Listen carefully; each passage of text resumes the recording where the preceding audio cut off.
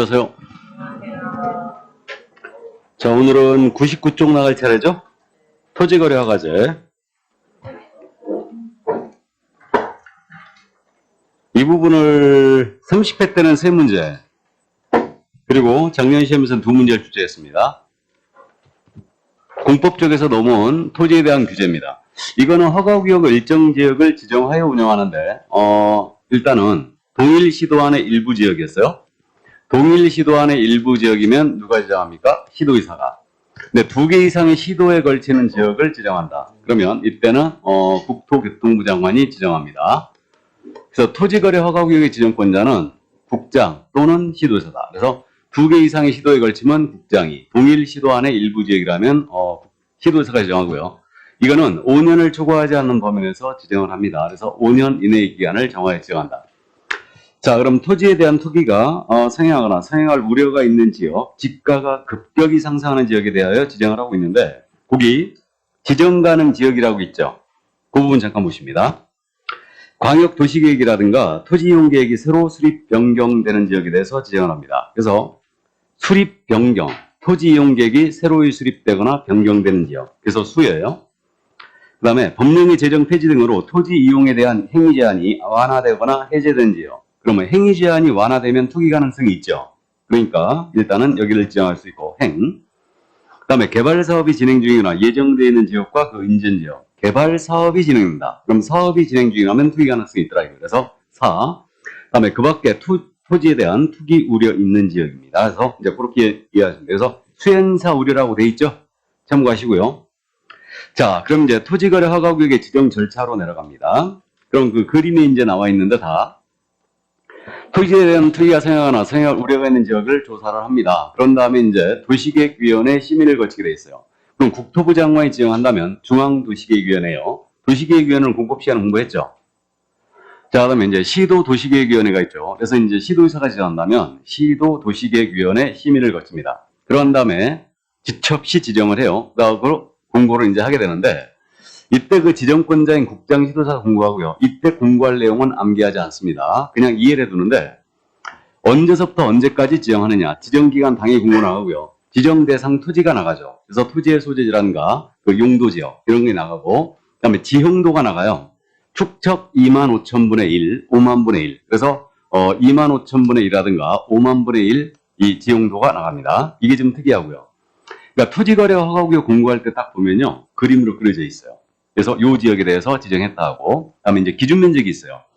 요 면적 이하로 왔을 때는 허가를 받을 필요가 없다. 그래서 기준 면적도 같이 공고합니다. 이렇게 돼요. 우리 여기 서구 일부 지역이 토지거래 허가구역으로 묶여 있죠. 몰라요? 일부 지역이 묶여 있습니다. 지금 토지거래 허가구역으로. 그래서 이렇게 네 가지를 일단은 공고를 합니다. 그런 다음에 지첩시 통지를 해줘요. 그러면 국토부 장관이 지정했잖아요. 시도의사를 거쳐서 시군구청장한테. 시도의사가 지정했잖아요. 그럼 국토부 장관한테 통보해줘야 되겠죠. 내가 지정했다 하고 통보해주고, 그리고 시군구청장한테 통지해줘요. 그러면 요 시군구청장은 언제나 통지를 받거든요. 그럼 이자는 왜 통지를 받냐면요, 허가권자예요. 토지거래 허가구역 지정권자는 국토부 장관 또는 시도의사죠. 근데 토지거래 허가권자가 바로 시군구청장이에요. 그러니까 이자에게는 최종적으로 지정한 자가 통지를 해줍니다. 그러면 시군구청에 통지 받았잖아요. 그럼 시군구청은 지첩시 다시 등기수장한테 통지해줘요. 왜 등기수장한테 통지하자면요, 토지거래 허가구역 내 토지에 대한 이전 등기를 하는 거예요. 그러면 허가증이 첨부가 돼야 되겠죠. 그러니까 알고 있어야 됩니다. 그러니까 등기수장한테 시군구청장이 지첩시 통지를 해줍니다. 그리고 시군구청은 다시 공고 나가요. 이때는 이제 기간이 있습니다. 그래서 시군구청이 다시 공고하는데, 요거는 공고가 며칠 이상? 7일 이상이에요. 그 다음에 일반인이 볼 수 있도록 열람을 하게 해줍니다. 이때는 며칠? 15일간이에요. 그래서 유치하지만 열람을 하게 해준다고 그랬죠? 15이에요. 아셨죠? 숫자 그렇게 참고하세요. 그러니까 토지거래 허가구역 이렇게 지정공고, 시군구청장은 7일 이상 하게 돼 있고, 그 다음에 일반인이 볼 수 있도록 15일간 열람하게 해준다. 자, 그럼 이렇게 이제 다시 열람을 이제 하게 해주고요. 그럼 이제 효력이 발생하는데, 이거는 지정공고한 날로부터요. 지정공고한 날로부터 며칠 후에 발생한다? 5일. 5일 기억해야 되죠. 그래서 지정 공고한 날로부터 5일 후에 효력이 발생합니다. 우리 과목에 5일이 딱 2번 나오는데 다 나왔어요 이제. 공인인사 자격을 취소했네요. 며칠 내 국토부 장관 보고하고 다른 시도에 통보해야 돼요? 5일입니다. 그래서 자격 취소 시는 5일 내 국장 보고하고 다른 시도에 통보한다. 이거 5일 주의해야 됩니다. 아주 잘 물어보고요. 정지처분 시에는 그럼 5일 내 국장 보고 사항이 아니라는 거 이해해 두시고. 자, 그럼 이제 토지거래 허가구역을 다시 묶습니다. 다시 묶을 때는 재지정한다는 얘기죠. 재지정 시에는 이 절차를 그대로 준용하거든요. 준용을 하는데 이때 주의할 점은 재지정할 때는 시도의사라든가 시군구청장의 의견을 청취한다는 점이에요. 요걸 주의해야 돼요. 그래서 재지정할 때는 시군구청장의 의견을 청취하게 돼 있다. 그럼 최초로 지정할 때는 의견 청취해야 하네요. 안 한다는 얘기예요. 재지정할 때만 의견 청취합니다. 왜 그러냐면 이자가 허가권자이기 때문에 제일 잘 알아요. 그러니까 재지정하기 위해선 이자의 의견을 청취해보는 겁니다. 자, 그리고 이제 지정공고 나가고 통지해주고 열람공고 다시 합니다. 그래서 이 절차를 그대로 준용하고, 그러면 토지거래 허가구역을 해제를 하거나 축소를 하는 거예요. 그럼 해제 축소를 시군구청장이나 시도의사가 요청을 합니다. 그럼 요청을 하면 이 해제 축소 요청이 이유 있다고 인정이 되잖아요. 그럼 이유가 있다고 인정이 되면 반드시 해제 축소를 해야 합니다. 그래서 그 교재에 말이에요. 해제 축소를 해야 한다라고 돼 있죠. 100쪽에. 찾았어요? 해제하거나 그 일부를 축소해야 한다라고 돼 있죠. 이게 공법 쪽에서 물어볼 때는 공법 문제가 상당히 추접스럽죠. 중개사법보다 훨씬 추접스러운데 해제 축소할 수 막 있다 막 이렇게 내요. 근데 이거 우리 쪽에는 그렇게 낼 일 없으니까 일단 이해해 두시고 해제 축소를 해야 합니다. 이해만 해 두시고, 그럼 해제 축소할 때 이 절차를 그대로 준용한다는 얘기예요. 그럼 여기서 주의할 점이 해제 축소할 때는 이 절차를 준용한다는 얘기가 도시계획위원회 심의를 꼭 거친다는 점을 기억을 해두세요. 그리고 이제 공고 나가고 다시 시군구청에 공고 열람하게 해주고요. 그래서 해제 축소할 때도 이 절차를 그대로 준용한다. 이때 도계의 심의를 거친다는 점 이해를 일단 해두시고요. 자, 참고입니다. 참고인데 최초로 지정할 때는 효력 발생이 지정 공고한 날로부터 5일 후였죠. 5일 후였는데 재지정을 하거나 해제 축소하잖아요. 그럼 이 절차 준용한다고 그랬죠. 그럼 재지정을 하거나 해제 축소할 때 이 절차 준용하는데 공고한 날로부터 그때는 효력이 발생해요. 해제 공고, 재지정 공고, 축소 공고 나갔다. 그럼 그때는 5일을 기다리지 않습니다. 바로 효력 발생한다. 참고해 주세요. 이거는. 자, 그럼 이제 그 정도 감 잡아두시고요. 그럼 이제 토지거래 허가구역 지정 절차입니다. 이거는 우리 쪽에서도 잘 물어봐요. 그러니까 이해를 꼭 해두셔야 됩니다. 자, 그럼 허가구역 지정 절차에 대한 내용을 다 봤고요. 그럼 어떤 계약을 했을 때 토지거래 허가를 받아야 되느냐? 이 문제를 보겠습니다. 허가 대상 계약이에요. 우리 실무니까 이런 부분들 이해하고 있어야 됩니다. 꼭 100쪽으로 가고 있어요, 지금. 그럼 토지거래 허가구역에 지정이 됐어요. 그러면 어떤 계약을 했을 때 허가를 받았느냐? 바로 이 문제인데, 여기가 토지거래 허가구역으로 묶였거든요. 그럼 일단 허가구역 안에 있는 토지여야 될 겁니다. 이 토지로서 일정 면적을 초과해야 돼요. 일정 면적을 초과하는 이 토지에 대한 소유권 이전의 유상 계약 및 예약과 지상권 설정 및 이전에 관한 유상 계약 및 예약이 대상이에요. 그래서 대가를 처분하는 계약이거든요. 그래서 소유권 이전의 유상 계약, 그 다음에 대물변제 예약도 들어간다는 얘기입니다. 근데 특이한 게 지금 지상권이 들어가고 있어요. 그 지난주에 제가 말씀드리길, 외국인 특례에서 말씀드리길, 규제 대상이 되는 권리는 원래 소유권이 대상이라고 그랬죠. 소유권이. 근데 규제 대상이 되는 권리는 원래 소유권인데 여기는 지상권이 들어갔어요. 이게 특이합니다. 왜 그랬냐 하면 허가구로 딱 묶어서 운영을 해봤더니 지상권 설정 계약을 자꾸 하더라 이거예요. 그럼 지상권 설정 계약은요, 매매와 비슷한 효과를 가져옵니다. 왜 그러냐면 지상권은 최단 저속 기간이 있죠. 그러니까 매매와 비슷한 효과를 갖고 있기 때문에 지상권 설정 계약을 자꾸 하더라 이거예요. 그래가지고 이 지상권을 대상에 집어넣은 거예요. 그래서 규제사항 중에요, 유일하게 지상권이 들어간 게 이거예요. 그래서 이제 그 점 1 해주시고요. 이게 대신 유상계약입니다. 대가를 수반하는 계약에 대해 무상계약은 대상이 아니에요. 그럼 여러분들이 이제 습관적으로 규제사항에 대해서 6가지를 꼭 따져봐야 돼요. 그 6가지가 매매, 교환, 징역, 그 다음 법률이 규정한 물권 등사유 3가지, 상속, 판결, 경매 꼭 따져봐야 됩니다. 그러면 매매나 교환으로 일정 면적을 초과했습니다. 토지거래 허가구역 내 토지를 취득합니다. 이거 유상계약 맞죠? 그럼 매매 교환은 허가 받으셔야 돼요. 네, 증여는 무상계약입니다. 그럼 대상이 아니겠죠. 이렇게 되고 그 밖에 뭐 전세라든가 임차, 건물은 다 아니죠. 뭐 일단 무상계약 다 빠집니다. 그럼 이제 상속 판결 경매를 따져보는데 상속은 규제에 들어가는 일이 있을까요, 없을까요? 없겠죠. 이거 돌아가셨는데 어쩌라고요. 그러니까 상속은 들어갈 일이 없어요. 자, 근데 이제 경매와 판결을 유의하는데 판결은 기억하고 있죠. 판결은 규제사항 중에 빠지는 게 있다, 없다? 없다. 판결은 모두 규제사항들에 이거 토지거래가 받으셔야 돼요. 이것도 촉탁등기로 넘어가지만 판결에 의한 취득은 허가를 받으셔야 된다. 왜 그랬냐면 짜고 칠까봐. 허가를 못 받을 것 같으니까 갑과 을이 서로 소송한다는 얘기죠. 그래가지고 매도인 갑이 법정에 의도적으로 두 번 출석 안 해버리면 이게 의제자백이에요. 소송법상. 그래가지고 이게 승소 판결 나갑니다. 그렇기 때문에 결국은 이 판결은 규제사항 중에 아무것도 빠지는 게 없어요. 그러니까 판결은 대상 내고 있고 경매가 문제죠. 이제 경매로 허가 구역내 토지를 취득합니다. 이거 허가 받는다 안 받는다? 안 받는다. 기억하고 있어야 되죠.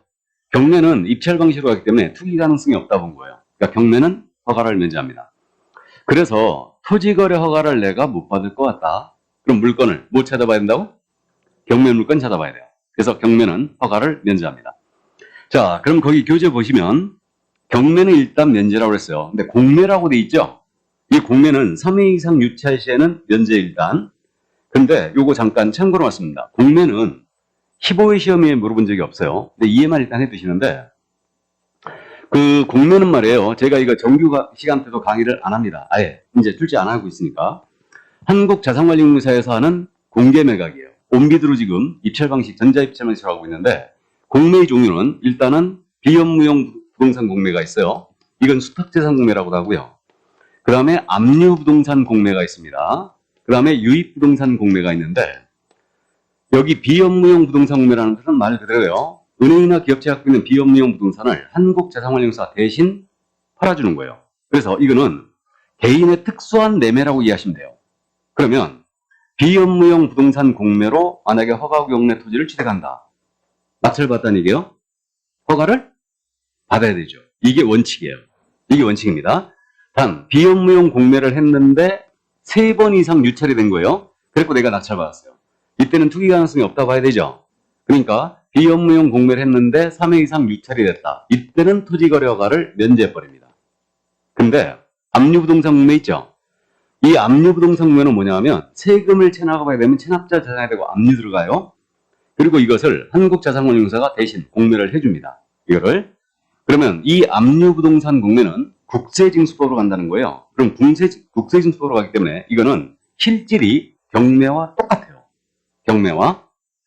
그러면 경매와 실질이 똑같기 때문에 압류부동산 공매로 허가구역 내 토지를 취득합니다. 이거 허가 받을까 안 받을까? 안 받겠죠. 경매와 똑같으니까. 그러니까 압류부동산 공매는 처음부터 면제예요. 유입부동산 공매도 이제 요거는 조금 생각을 좀 해봐야 되는데 어쨌든 요 정도만 기억을 해두세요. 그러니까 압류부동산 공매는 실질이 경매와 똑같다는 걸 염두에 둡니다. 그러니까 허가를 면제해버려요. 근데 비업무용 부동산 공매는 3일 이상 유찰 시만 면제예요. 참고해 두시기 바랍니다. 그럼 거기 공매는 비업무용 공매를 얘기하는 거죠. 그 얘기예요. 이게. 그래서 참고해 두시고 그 다음 이제 수용이라든가 이런 건 당연히 아닙니다. 다음에 그 밑에 진하게 쓰는데 조세 체납 처분이라든가 강제 집행의 경우 일어났죠. 이게 압류부동산 공매예요. 이게. 자, 그럼 이제 그 정도 참고해 두시고요.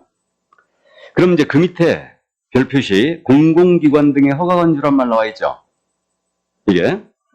그럼 당사자의 한쪽이라든가 양쪽이 국가나 지방자치단체가 있었어요. 또는 공공기관이 있었다. 한국토익특공사라든가 전력공사가 있었어요. 이러한 경우는 시군구청장과 그들이 협의할 수 있고요. 협의가 성립이 됐잖아요. 그러면 허가를 받은 것으로 간주합니다. 그래서 국가나 지방자치단체가 허가구역 내 토지를 취득하겠대요. 그러면 그들은 시군구청장, 허가권자와 협의를 합니다. 그러면 이제 협의가 성립됐을 때 허가를 받은 것으로 간주해버려요. 그 정도 이해주시고. 자, 그러면 이제 그 옆으로 넘어갑니다. 허가를 유효하지 아니한 면적 그랬는데 일정 면적을 초과해야 된다고 그랬죠. 그러면 이게 기준 면적이에요. 그럼 이 기준 면적 이제 암기를 해야 되는데 우리 기준 면적은 어떻게 지금 기억을 하고 있냐면 도시지역이 있고 도시지역 밖이 있죠. 이게. 그래서 도시지역은 공법 시간에 공부했어요. 주상공록이죠. 그리고 미지정지역이 있습니다. 이렇게 되는데 주거지역은 180, 상업은 200, 그 다음에 공업지역은 660, 녹지지역은 100이에요. 미지정지역은 90제곱미터 이하였다. 그럼 이때는 요 이하로 오면 허가를 받을 필요가 없다는 얘기죠. 요 면적을 초과해야 돼요. 그러면 요 숫자를 이제 기억을 하는데 일단은 660제곱미터 이게 중간에 있죠. 660제곱미터는 몇 평이에요? 200평이죠 이거. 0.3을 곱하면 200평 정도, 198평 정도 나오는데 정확히 한 200평 정도 됩니다. 그러면 위로 올라가서 적어져요. 상업지역은 200제곱미터죠. 주거지역은 20을 뺍니다. 그러니까 180제곱미터예요. 그래서 공업지역을 기준으로 기억을 합니다. 이게 660제곱미터 이하라면 허가받을 필요가 없다. 이걸 중간으로 반을 딱 접어요. 접게 되면 상업지역은 어디랑 만나요? 녹지지역과. 그러면 녹지지역은 상업지역의 절반이라는 얘기죠. 네. 그 다음에 여기 주거지역은 적게 되면 미지정지역과 만나겠죠. 이게 그러면 주거지역은 180이니까 미지정지역은 이것의 절반. 몇이에요? 90입니다. 그러니까 요 면적 이하로 오면 허가를 받을 필요가 없다. 그러니까 숫자 이렇게 기억해 주시고 도시지역 밖이에요. 도시지역 밖은 일단 250제곱미터 이하였잖아 면적이. 그럼 이때는 허가받을 필요가 없어요. 근데 농지는 조금 더 크게 거래하더라 이거예요. 그러니까 농지는 이제 500제곱미터 이하라면 허가를 받을 필요가 없습니다. 그다음에 임야는 대규모로 거래되죠. 그러니까 임야는 1000제곱미터 이하라면 허가받을 필요가 없습니다. 이렇게 돼요. 그럼 도시지역 밖은 숫자를 이거 배수로 가고 있죠. 배수. 그러니까 250, 500, 1000으로 가는 거예요. 그래서 이렇게 배수로 간다는 점 일단 감 잡아두시고 그러면 요게 이제 기준 면적이고 요 면적 이하로 오면 허가받을 필요가 없는데 허가구역을 지정하는 자가 이 기준 면적에서 최소화시킬 때는 10%까지 줄일 수 있어요. 그러면 상업지역은 200이니까 20까지 줄일 수 있다는 얘기죠. 그러니까 20제곱미터 초과하는 건 모두 허가받아라 이렇게 할 수 있다는 얘기예요. 그 다음에 최대화시키잖아요. 그럼 300%까지 늘릴 수 있어요. 허가구역 지정하면서. 그러니까 여기는 토기 가능성이 그렇게 크지 않으니까 상업지역은 600제곱미터를 초과하는 걸 허가를 받아라 이렇게 할 수 있다는 얘기예요. 이해하셨어요? 자, 그래서 면적 이렇게 이제 기억을 해주시고요. 그래서 요거 이제 주의할 점이 도시지역은 용도지역으로 가고 있지 지목과 관련이 있습니까? 없습니까? 없어요. 지목과는 전혀 관련이 없다. 그래서 주거지역에 있느냐, 상업지역에 있느냐, 공업지역에 있느냐 이렇게 가고 있습니다. 근데 도시지역 밖이에요. 도시지역 밖은 지금 현재 지목으로 가고 있죠? 지목으로 가고 있어요. 그러니까 이걸 꼭 구분하셔야 됩니다. 그럼 예를 들어서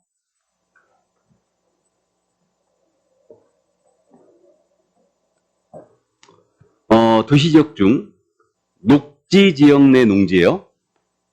녹지지역 내에 있는 농지로서 면적이 400제곱미터입니다.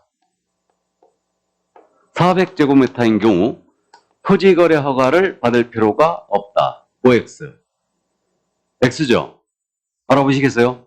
꼭 이해해 두셔야 됩니다, 이거. 그러니까 지금 녹지지역이라고 했지 않습니까? 녹지지역이니까 농지를 신경 쓰면 되지 않습니다. 그러니까 농지를 신경 쓸 필요가 없다는 얘기예요. 녹지지역이니까 녹지지역은 기준 면적이 100이죠. 그럼 최대화 시키더라도 300이죠, 지금. 그러니까 400제곱미터는 무조건 허가받아야 되죠, 이거. 그래서 요거 일단은 농지를 신경 쓸 필요가 없다는 얘기예요. 그래서 도시지역은 용도지역으로 가고 있다는 걸 주의해야 돼요.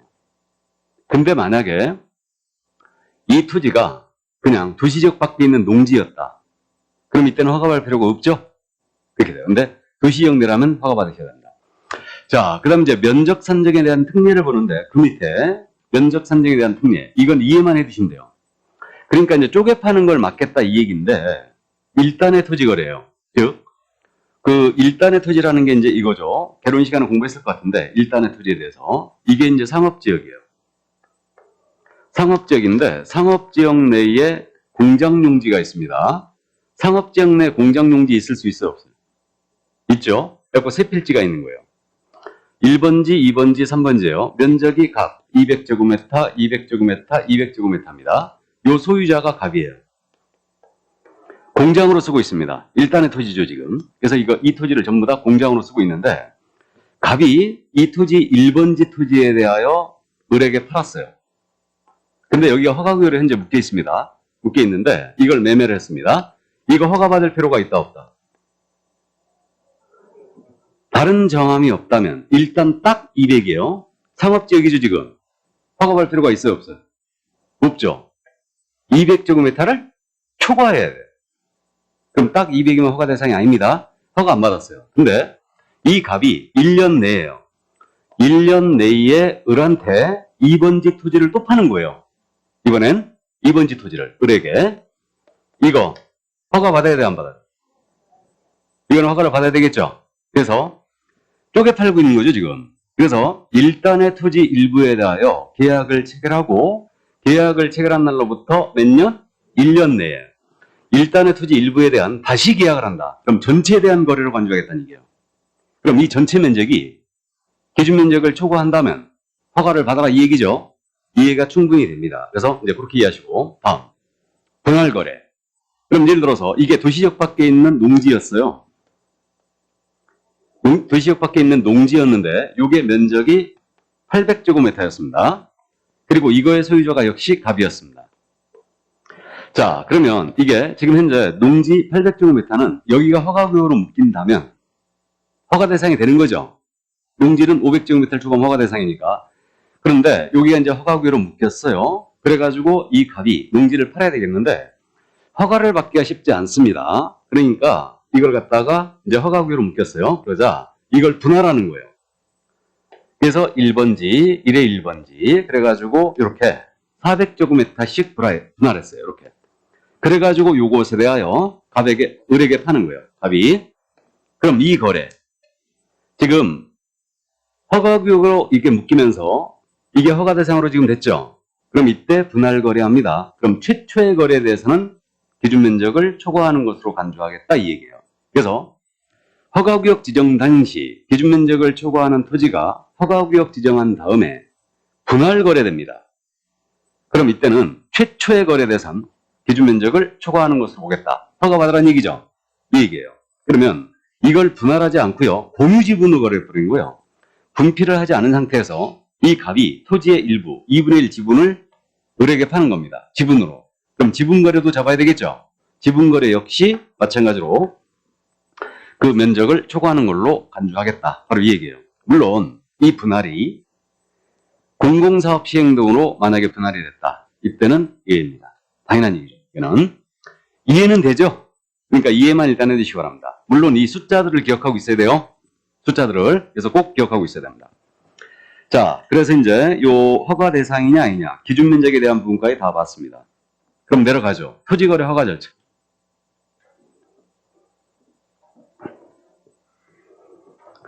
그럼 토지거래 허가 절차로 지금 들어왔는데 일단은 이 토지거래 허가 절차에 대해서는 허가 신청을 들어갑니다. 그러면 이제 토지거래 허가구역 내 토지에 대해 거래를 하고자 허가 신청 들어가는데 이건 당사자 공동신청이에요. 당연히 공동신청인데 주의할 점은 중개거래였거든요. 우리 개업공사에는 허가 신청 의무가 있다 없다? 없어요. 그래갖고 이 부분을 29회 때 물어봤어요. 29회 때 우리가 40문제 중에 서식한 문제를 꼭 내거든요. 꼭 내는데 29회 때 다음 중 토지거래 허가 신청서에 기재할 내용이 아닌 것은 무엇이냐 이걸 물어봤어요. 아닌 것은 무엇이냐? 정답 개공이었죠. 그러니까 개공한테 의무가 발생되는 경우는 어느 경우뿐이라고요? 부동산 거래 신고. 부동산 거래 신고만 개공한테 의무가 있는 거예요. 나머지는 개공한테 의무가 없습니다. 그래서 중개거래인 경우라도 토지거래가 신청 의무는 개공한테 없다는 점 이해해 주시고. 자, 그 다음에 이제 여기서 이제 주의할 점은요. 토지거래허가 신청 들어갈 때는요. 토지거래허가 신청서에다가 자금조달계획서와 토지이용계획서 꼭 들어가야 됩니다. 특히 자금조달계획서 들어간다는 걸 기억해 두세요. 이거 부동산 거래 신고와 차이가 있죠. 부동산 거래 신고할 때는 자금조달계획서를 언제나 첨부하는 거 아니죠. 비기재 지역이에요. 실제 거래가 얼마 이상? 6억 이상. 투기과열지구나 조정대상 지역은 금액에 관계없이 자금조달계획 들어와야 되죠. 그리고 투기과열지구를 하면 무조건 자금조달에 증빙서가 들어와야 됩니다. 같이. 자, 그러나 토지거래가 신청할 때는 무조건 자금조달계획서 들어와야 된다. 이거 무조건 들어와야 되고. 그러면 요거 이제 당사자가 공동으로 신청했어요. 그러면 담당 공무원이 지체 없이 조사 들어가죠. 그래갖고 이제 그 대상 토지를 사진 촬영해갖고 보관을 하게 돼 있습니다. 그러고 나서 이제 조사를 했잖아요. 기준에 적합했다. 허가증 내주고, 그 다음에 부적합했다. 그러면 불허가 통지해줘요. 그리고 선매가 진행 중이었잖아요. 만약에 그럼 선매 진행 중인 사실을 통지해줍니다. 그럼 선매는 뭐냐면 이제 잠시 후에 공부하는데 이 선매라는 것은 한자로 쓰면 이렇게 쓴다고 그랬어요. 선매라는 것은 한자로 쓰면 먼저 선자예요. 먼저 선자에다가 이게 살매자죠. 먼저 산다는 얘기예요. 그러니까 허가 신청 들어온 토지가 이게 공공사업용으로 쓸 토지였어요. 그래갖고 토지공사에서 사겠다고 협의 중이었어요. 근데 이걸 거래하겠다고 허가 신청 들어온 거예요. 그러면 그러한 사실이 있다면 이 사실을 통지해 주래요. 며칠? 이거 15일이죠. 그래서 이제 이 사실을 허가증 나가거나 불허가 통지하거나 선매 진행 사실을 15일 내에 통지해 주게 돼 있는데 15일 기억하시고요. 외국인 허가 처리 기한도 15일이었죠. 이게. 그리고 토지거래가 당연히 이것도 처리 기한이 15일이에요. 근데 이거는 민원 처리에 관한 법률에 따른 처리 기한 내 처리하게 돼 있거든요. 지금 102종 메뉴에 가고 있죠. 민원 처리에 관한 법률에 따른 처리 기한 내 이제 처리하게 되는데 민원 처리에 관한 법률에서 처리 기한이 정해지지 않았어요. 그래가지고 부동산 거래 신고법 시행령에서 15일로 못을 박았습니다. 그래갖고 15일 내 허가 불허가 처분해주고 만약에 15일 내 허가 불허가 처분 안 했지 않습니까? 안 하면 다음날 허가받은 것으로 간주한다. 다음날 허가 간주 규정이 있어요. 그래서 15일 내 허가 불허가 처분을 안 했다. 그럼 다음날 허가를 받은 것으로 간주합니다. 이해하셨죠? 여기까지.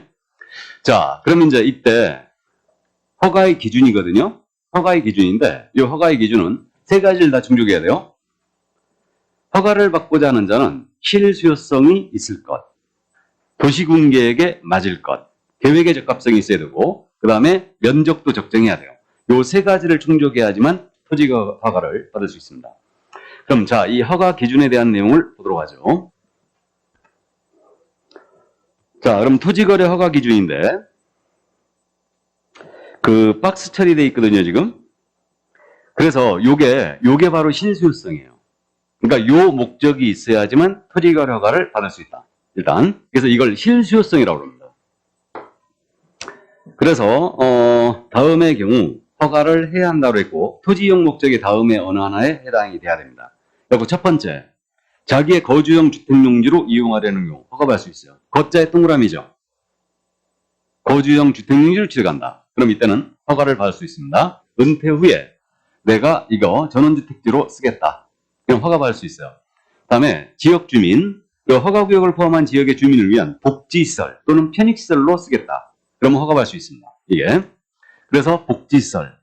복지시설은 이제 노인당이라든가 경로당 이런 거죠. 그 다음 편익시설, 근린생활시설로 쓴다. 지역주민에. 그래서 이런 걸로 쓰면 이때는 허가받을 수 있어요. 복자의 동그라미죠. 복. 자, 그 다음 이제 3번인데 허가구역에 거주하는 농업인, 임업인, 어업인 또는 다음의 자. 이들이 바로 농업인 등인데 이 농업인 등이 그 허가구역에서 농업, 축산업, 임업 또는 어업을 경영하기 위해 필요하다. 그럼 실수요성이 있는 거예요. 이때는 허가받을 수 있습니다. 그럼 농자의 동그라미죠. 농업 등의 경영을 위하여 취득할 수도 있더라. 이렇게. 그러면 허가 받을 수 있습니다. 그런데 거기 동그라미 1, 2, 3, 4번이 있지 않습니까? 자, 거기 동그라미 2번을 잠깐 보시죠. 농업인 등으로서 본인이 거주하는 주소지로부터 30km 이내에 소지하는 농지를 취득하려는 사람. 이 사람은 허가받을 수 있어요. 그러니까 이 얘기입니다. 농업 등의 경영을 위하여 이분의 주소지가 지금 현재 여기 있습니다. 여기 있는데 이분이 자기 주소지로부터 여기가 허가구역이거든요. 지금 허가구역인데 농업 경영 등을 위해서 몇 킬로미터라고요 지금? 30km 내에 있는 토지라면 허가를 받을 수 있다는 얘기예요. 이거를 전에 통작거리라고 불렀거든요. 통작거리. 전에 통작거리가 20km였어요. 근데 30km 늘렸죠. 왜? 차들이 워낙 고속농화되어 있어서. 30km 우리가 훅 밟으면 한 15분이면 가버리죠. 15분은 못 가나? 좀 세게 밟아야 되나? 내가 아침 출근거리가 한 50km 정도 되나? 50km 정도 되는데 거의 한 50분 걸려요. 그럼 걸리는데 어쨌든 좋아요. 근데 이제 요 30km 내라면 일단은 허가를 받을 수 있다는 얘기예요. 그래갖고 우리가 KTX 타고 가다 보면 논 옆에 BMW 서 있고 벤츠 서 있죠. 그 낚시하러 온 거예요? 농사 짓는 분들 거예요? 농사 짓는 분들 거예요, 그거? 아주 지극히 정상입니다. 그래서 농업인들이 수익이 좀 많이 나와야 되죠. 자, 그래서 어쨌든 30km 내라면 취득할 수 있다. 이해해 주시고. 그 다음에 그 밑에 동그라미 3번. 공익사업료로 농지를 협의양도하거나 수용당했어요. 실제 경작자라 한정한다 그랬는데 그 농지를 협의양도하거나 수용된 사람으로서 3년 이내입니다. 그 수용당한 농지, 대체 농지 있죠? 대체 농지를 취득하는 거예요. 근데 거리 제한을 완화했죠. 몇 킬로미터 내라면 취득할 수 있다고요? 80km네요. 그러니까 이번엔 자, 이분이 농지를 수용당했어요, 지금. 수용을 당했습니다. 농지를.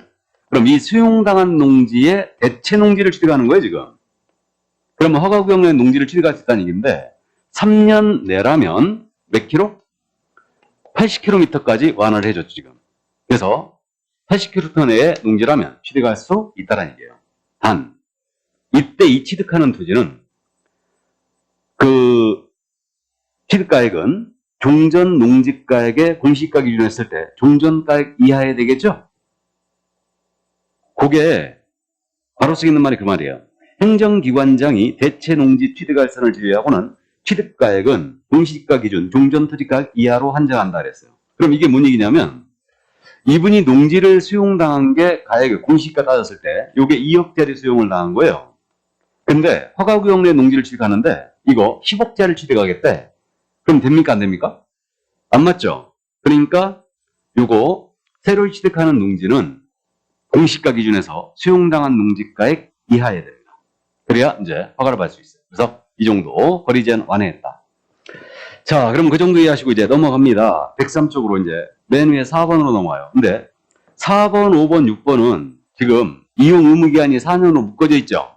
그러니까 이제 같다라는 얘기인데 그러면 4, 5, 6번은 이제 공통점이 그거예요. 사업을 시행하는 자가 사업에 이용하기 위하여. 그 다음에 사업에 이용하기 위하여 취득한다. 그러니까 4번에 사자에 동그라미 쳐놓으세요. 그러면 사업에 이용하기 위하여 이거 허가구역 토지를 취득할 수 있다는 얘기죠. 그래서 일단 가능하고요. 사자 동그라미고 그럼. 자, 그 다음에 이제 내려갑니다. 7번이에요.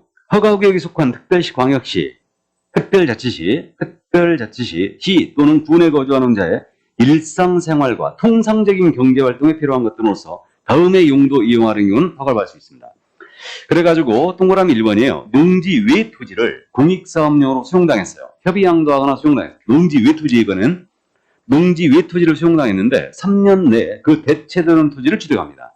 그럼 허가받을 수 있다는 얘기죠. 그 얘기예요.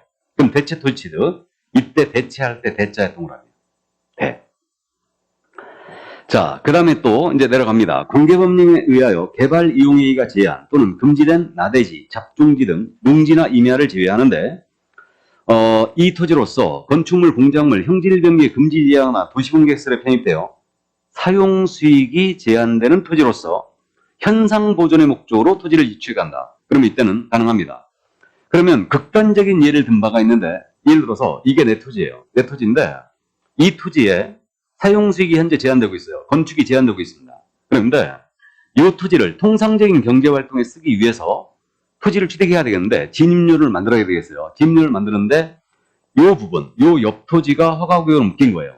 그러면 여기에 이 토지, 내 토지의 사용을 위해서 도로를 개설하게 취득한다. 이걸 현상보존 목적으로 이해하세요. 그래서 내 토지에 현상보존을 목적으로 여기다 도로를 개설한다. 그러면 이거 허가할 수 있다는 얘기죠. 그렇게 이해하시면 돼요. 이게. 그래서 현상보존 목적은 도로 개설한다라고 이해하세요. 그냥. 도로 개설한다. 내 토지 사용하기 위해서. 그리고 마지막으로 임대사업을 위하여 건축물과 그에 따른 토지를 취득한다. 그럼 임대사업을 위하여 허가구역 토지를 취득한다. 가능하다는 얘기죠. 그래서 거기 현상보존 목적은 현자의 동그라미고 임대사업으로 취득한다. 임자의 동그라미예요. 이게. 그래서요. 일단은 요거 실수요성 두음자 따갖고 암기하자는 얘기예요. 이게 바로 거북농사 대현임. 거북이 농사는 대박이다. 이렇게 얘기하세요. 거북이 농사는 대박이다. 일단 그래서 거기 밑에 암기 그렇게 써있죠? 거복농사는 통상 대박이다. 이렇게 이제 대현임이에요.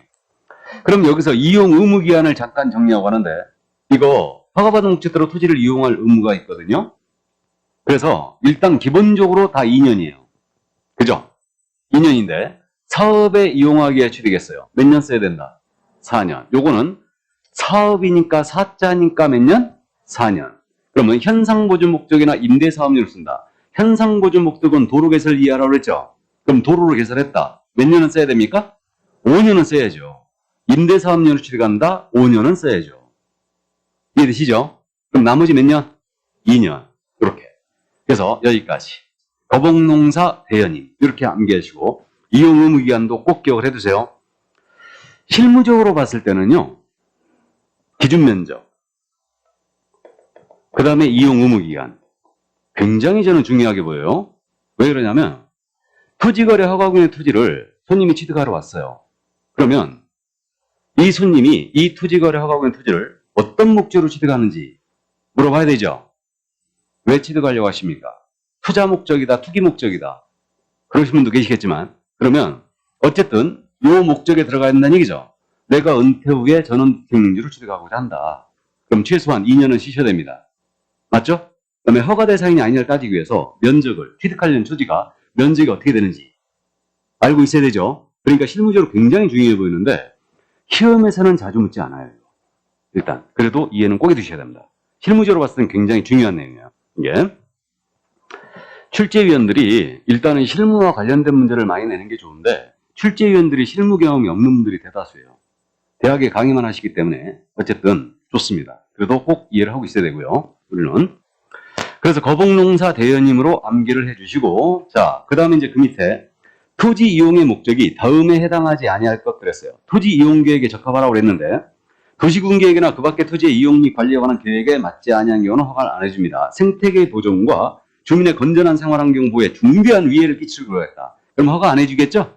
그러니까 도시군 계획에 맞아야 된다는 얘기예요. 그다음에 면적도 적정해야 돼요. 마지막에 면적이 적정성이 있어야 됩니다.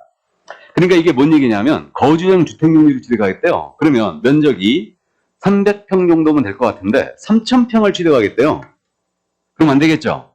그러니까 면적도 적정해야 됩니다. 자, 여기까지. 이게 바로 이제 허가 기준이었습니다. 그럼 넘어갑니다. 넘어가서 그럼 이제 나머지 절차거든요. 자, 이제 허가 신청 들어갔고 조사했고 허가 불허가 처분 15일 내에 주라는 건 다 말씀드렸어요. 그러면 이제 기준에 적합했어요. 그럼 허가증이 나갑니다. 허가증이 나오면 일단은 홈페이지에다가 이거 게재를 해야 돼요. 홈페이지에다가 공시해 준다는 얘기예요. 그리고 허가 나간 토지가 농지가 있었지 않습니까? 그러면 허가증이 나갔는데 그 토지가 지목이 농지였어요. 그러면 허가증이 나가면 농지 취득자 증명을 받은 것으로 의지합니다. 이거 꼭 기억해야 됩니다. 엄청 잘 묻습니다. 허가를 받으면 농취증이 의제된다. 그럼 이때요, 농지에 대하여 허가증이 나가기 위해서는요, 그 농취증 발급권자인 시구 읍면장하고 협의를 거칩니다. 협의를 하고 허가증을 내줘요. 야, 내가 허가증 내주려는데 괜찮냐? 하고 시구 읍면장하고 협의하고 허가증이 농지에 대해서 나갔지 않습니까? 그럼 농림축산식품부 장관에게 통보도 해줘야 돼요. 허가증 내주면 참고해 두시고.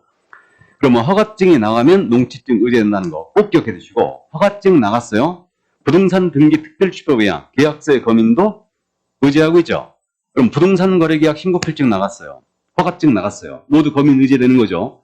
그래서 이 점 꼭 기억을 해 두시고. 자, 그럼 이번에 이제 불허가 나갔어요. 허가를 안 해줬습니다. 그러면 기준에 적합하지 않기 때문에 불허가 나갔습니다. 그러면 불허가 나가면 나 이 토지 필요 없거든. 나 이 지상권 필요 없거든. 네 사라. 그리고 매수 청구할 수 있어요. 그래서 시군구청장, 허가권자인 시군구청장에게 매수를 청구할 수 있습니다. 네 사라. 나는 필요 없으니까. 그럼 매수 청구는 몇 달 내에 할 수 있다? 1개월. 요걸 기억하시고 한 달 내 매수 청구할 수 있어요. 그러면 매수 청구받은 시군구청장은 지가 직접 사지는 않겠죠. 찾지는 않고 국가나 지방자치단체, 공공기관으로 하여금 이것을 매수하게 할 수 있어요. 이게. 그래가지고 매수자를 지정하여 매수하게 할 수 있는데, 이때 매수자가 될 수 있는 자, 거기 박스 처리돼 있죠. 매수자가 될 수 있는 자는 국가나 지방자치단체나 한국토지특공사, LH공사가 여기죠. 농산식품유통공사, 석탄공사, 관광공사, 농어촌공사, 도로공사, 석유공사, 한국수자원공사, 전력공사, 철도공사. 이거를 30회 때 물어봤잖아요. 30회 때. 다음 중 불허가처분 나갔을 때 매수자가 되신 자를 모두 골라라. 이렇게 냈어요. 이건 틀리라고 작정하고 낸 거죠, 지금. 그래서 우리가 40문제 중에 틀리라고 작정하는 내는 문제가 한 문제씩 있어요. 그거는 우리가 틀려주면 되는 거죠. 근데 얄밉게 그건 꼭 맞힌다 또. 이거. 그래서 어쨌든 이거 진짜 속된 말로 미친 거지. 아, 이거 어떻게 암기해, 이거를. 맞죠? 그래갖고 그때 이제 30회 때 답을 고르긴 골랐어요. 어떻게 골랐냐면 거기 박스 안에 한국은행이 들어가 있었어요.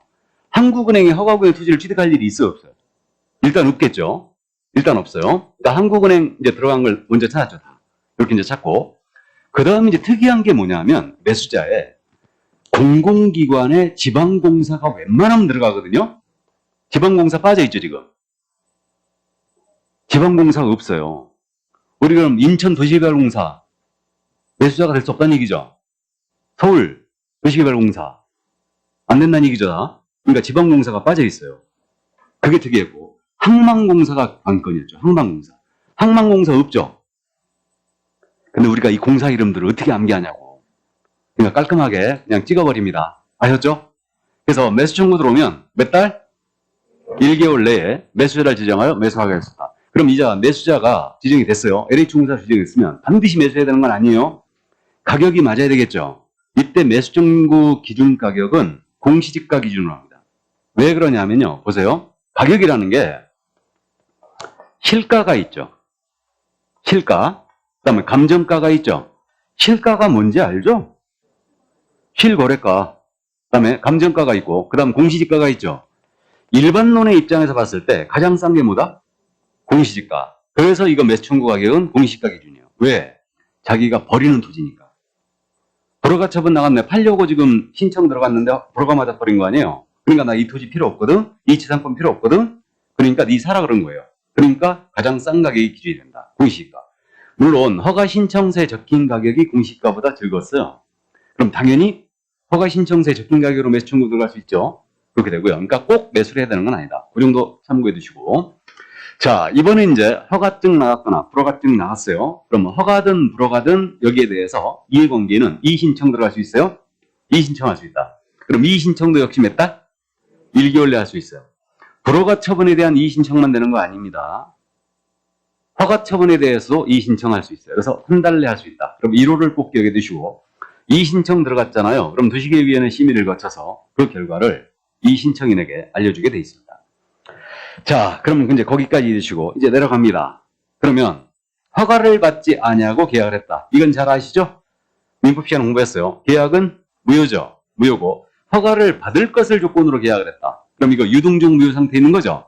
그래서 그렇게 되고 그 다음에 이제 형사처벌을 기억합니다. 우리는 실무 과목이기 때문에 이런 것도 제재가 중요합니다. 토지거래 허가를 위반했어요. 일단 허가 위반은 2년 이하의 징역으로 기억합니다. 외국인이 허가를 위반하던 내국인이 허가를 토지거래 허가를 위반하던 2년 이하의 징역이고 벌금만 누리 차이가 있는데 외국인의 경우는 그 외국인 허가 대상 지역 군문생야였죠. 외국인이 요 지역 내 토지를 취득하면서 허가를 받지 않은 계약을 해버리면 2년에 2천이었죠. 근데 여기 토지거래가는 2년 이하의 지역 또는 토지가액의 몇 프로? 30% 이하에 해당하는 벌금에 처합니다. 벌금만 둘이 차이 있어요. 외국인은 2- 이걸 꼭 기억해야 돼요. 외국인. 자, 그래서 이제 고지까지 무허가 계약의 효력, 그 다음에 행정형벌, 2년 이하 또는 토지가액의 30%에 해당하는 벌금에 처한다. 여기까지 읽으시고 그 밑에 제재처분은 참고하세요. 자, 그럼 이제 넘어갑니다. 토지 이용에 관한 의무로 넘어가는데 이 토지 이용에 관한 의무는 미리 말씀드리고 들어왔어요. 허가 받았잖아요. 그러면 허가 받은 목적대로 토지를 이용해 줘야 되죠. 그럼 이용 의무 기한은 말씀 다 드렸어요. 2년, 2년, 2년, 4년, 5년, 5년 이렇게 됐죠. 그래서 이렇게 암기했는데 거북농사 대여님 5년을 초과하지 않은 범위에서 이용할 의무가 있고요. 시군구청장은 허가증을 내준 시군구청장은 매년 1회 이상 실태조사를 하게 돼 있어요. 실태조사를. 그래서 허가받은 목적대로 이용하고 있는가 실태 조사를 하게 돼 있고요. 자, 그 다음에 이제 허가받은 목적대로 그럼 이용하지 않았다. 이때 주의해야 돼요. 허가받은 목적대로 이용하지 않으면 이때는 이행명령 나가요. 이행명령 나가는데 요거 이행명령은 몇 개월 내 기간을 정해준다? 3개월이에요. 그럼 이행명령을 때릴 때 이거 구두로 이행명령을 때릴 수 있을까요? 없을까요? 없다라고 봐야 되죠? 구두 쓰레빠는 도도가 아니고 시험에서 이것도 말이에요. 구두 또는 문서로 막 이렇게 내는데 하여튼 추접스러워 죽겠어. 그래서 어쨌든 구두는 절대 안 냅니다. 문서로 해야 돼요. 그러니까 3개월 내 기간을 정하여 이행명령 떨어집니다. 이게. 자, 그럼 이행명령이 나갔으면 이행을 해야 될 거 아닙니까? 근데 이행을 하지 않았어요. 그때 이제 이행강제가 나가는 거예요. 명령에 위반하면 이행강제가 나간다. 바로 이행강제 때리는 게 아니고. 그래서 이제 이렇게 이행강제가 부과되는데 이 이행강제금은 토지 취득가예요. 취득가에게 최고 몇 프로? 10% 범위 내에서 나가요. 최고 10% 범위 내에서. 이거. 그래가지고 최고 10% 범위에서 나가는데 이때 기준금액이 어떻게 되냐면 일단 그거 들어는 받죠. 방이 몇 개? 10개. 방치. 그럼 10%. 이 중에 임대한 게 몇 개? 7개. 그러면 7%. 임대버리면 자기가 안 쓰고. 그 다음에 또 무단 용도 변경 사용합니다. 이 중에 방이 10개 중에 7개는 임대했고 5개는 용도 변경 사용하고 있죠? 용도 변경 사용하고 있는 방이 몇 개? 5개. 5개고 그 밖의 방들은 모두 색칠했어요. 색칠. 기타는 색칠. 7. 몇 프로? 7%. 이렇게 얘기가. 이게. 그래서 결국은 방치해버리면 10%고 임대해버리면 7%, 용도 변경 사용하면 5%, 기타는 색칠했어요. 7%입니다. 그러니까 이렇게 이행강제이 부과되는데 이 이행강제금 부과에 대하여 30일 내 이의를 제기할 수 있어요. 30일 내에. 요거 이의 신청하고 이의 제기하고 지금 헷갈리는데 어쨌든 그냥 대충 한 달 정도로 기억하세요. 그래서 30일 내 이의 제기할 수 있고요. 연 1회 이행할 때까지 반복하여 부과합니다. 연 1회요. 그러니까 1년에 한 번씩 반복 부과하는데 이용 의무 기한이 지났잖아요. 이용 의무 기한이 지나면 더 이상 부과를 중지해야 되죠. 부과를 중지해야 되고 또는 요거 이행을 했어요. 그럼 부과를 즉시 중지합니다. 즉시 중지하는데 이미 부과된 거 있죠. 이미 부과된 거는 징수해야 돼, 안 해야 돼요? 해야 되죠. 이 부분을 제일 잘 물어봐요. 이미 부과된 건 꼭 징수해야 된다. 어디 하는지 찾았죠, 지금? 자, 그래서 거기 밑줄 그어져 있습니다. 다. 자, 그럼 이제 그 정도 이해를 해 두시고요. 이제 넘어갑니다. 그래서 이용 의무 있잖아요. 우리 쪽에 28회 때 넘어왔거든요. 토지거래 허가제가. 28회 때 공법에서 우리 쪽에 넘어왔는데 이거 있잖아요. 그럼 출제 빈도가 지금 어떻게 돼 있냐면 28회, 30대, 31회 이렇게 돼 있죠. 29회 때도 지문으로 물어봤어요. 그러니까 28회 때 넘어가고 4번을 시험을 치는 동안 3번이나 했어요. 난 이게 이렇게 중요한지 몰랐다니까요. 아니, 그래갖고 이거를 아주 문제를 오늘 오후에 제가 기출특강하죠, 지금. 아, 오늘은 안 하나? 다음 주에 하는구나. 우리 격주로 하는구나, 참. 이게 기출 보면요. 아주 기도 안 차게 냈어요, 문제를. 이거. 그래서 어쨌든 디테일하게 정확하게 기억을 해둬야 됩니다. 자, 그럼 이제 이행강제까지 다 봤고요. 그럼 넘어갑니다. 이제 선매인데, 이 선매는 이제 개념을 말씀드렸어요. 그래서 먼저 산다란 뜻이라고 했는데 허가 신청 들어온 토지가 공익사업용으로 쓸 토지였어요. 그 다음에 또 허가받은 목적대로 토지를 이용하고 있지 않아요. 그러면 이제 선매를 할 수 있습니다. 그래서 국가 등, 즉 공공기관 등이 이걸 선매할 수 있는데 선매는 결론적으로 협의매수예요. 이거는 협의매수. 그러니까 토지 소유자와 협의하에 토지를 매수해버리는 겁니다. 이건데 여러분들이 그 강제매수라는 말 들어봤죠?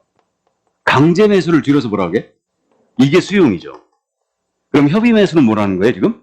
선매라고 하는 거예요, 그냥. 그렇게 하시면 돼요. 이게. 그러면 이 그림만 딱 기억하면 돼요, 선매는. 그러면, 일단 말씀드렸어요. 허가 신청 들어간 토지가 공익사업용으로 쓸 거였거나 또는 허가받은 목적으로 이용하고 있지 아니한 토지였다. 그러면, 만약에 선매가 진행 중이었다면, 선매 진행 사실을 통지하라고 그랬죠? 며칠? 15일 내에 통지해줘요. 그럼 이런 사실이 없다면, 선매자를 지정해야 돼요. 그럼 선매자는 불허가 처분 나갔을 때 매수자하고 똑같은데 토지공사, LH공사로 선매자를 지정했어요. 그럼 지정통지하는데 선매자 지정은 몇 달? 1월 내야 돼요. 그럼 선매자로 토지공사가 지정이 됐잖아요. 그럼 이제는 협의 들어가야 되겠죠. 선매협의 들어가는데 선매협의가 며칠 내에 들어간다? 15일. 15일날 선매협의 들어가야 되고 그 다음에 선매협의를 완료해줘야 돼요. 그럼 완료는 몇 달? 1월 내 해줘야 돼요. 선매자로 지정된 날로부터 1월 내 선매협의를 완료해줘야 됩니다. 그러니까 숫자는 이 그림으로 기억하세요. 15일 한 달, 15일 한 달 이렇게 이제 기억하세요. 그럼 이때 선매 가격이 문제인데 선매 기준 가격은 감정가를 기준합니다. 그러면 실가가 있고 감정가가 있고 공시가가 있다고 그랬는데 이거는 필요에 의해서 지들이 사는 거죠 지금. 사는 거니까 실가로 가면 좋은데 실가로 공공기관이 살 수는 없잖아요. 그러니까 뭐로 기준한다? 감정가. 그러니까 선매가는 감정가 기준이에요. 물론 허가 신청서에 적힌 가격이 감정가보다 적었다. 그럼 그 가격으로 선매할 수 있는데 어쨌든 감정가 기준이다. 그래서 요거는 이제 참고 선빵은 감정을 상하게 한다라고 기억하세요. 선빵은 감정을 상하게 한다. 그러니까 선매 가격 기준은 뭐라고요? 감정가 기준이다. 그렇게 이해하세요. 그러면 선매가 가격이 맞아야지 이것도 할 수 있겠죠? 가격이 맞아야 할 수 있는데 선매가 만약에 불성립했다. 가격이 안 맞아서 성립하지 않았어요. 그러면 이때는 불허가 처분해야 되는 거 아니에요? 허가 불허가의 처분을 지체 없이 해주게 돼 있습니다. 허가 불허가의 처분. 선매가 불성립하면 거기까지. 자, 그래서 선매에 대한 내용 이해해 두시고 그럼 107쪽에 지금 토지거래 허가제 관련 판례가 정리되어 있죠. 요거는 1차를 같이 하신 분은 상관이 없어요. 민법시간 공부하니까 2차만 하시는 분들은 기억을 꼭 살려두시기 바랍니다. 원래 우리 쪽으로 토지거래 허가제가 넘어오기 전에는 이 토지거래 허가제 관련 판례를 우리 쪽에서 간혹 물었었어요. 유동적 무효 판례를. 그렇기 때문에 2차만 하신 분들은 한 번쯤 꼭 기억만 살려놓고 가시기 바랍니다. 물론 1차 하시는 분도 이거 읽어본다가요 누가 때리는 거 아니죠? 그래서 이제 참고하시고 자 그럼 이제 한 장 넘어갑니다. 108쪽에 포상금 정보관리가 있어요. 그럼 토지거래 허가제에 대한 내용을 사실은 다 본 거고요. 이제 포상금제로 넘어갑니다. 부동산거래신고법상도 포상금제가 있어요.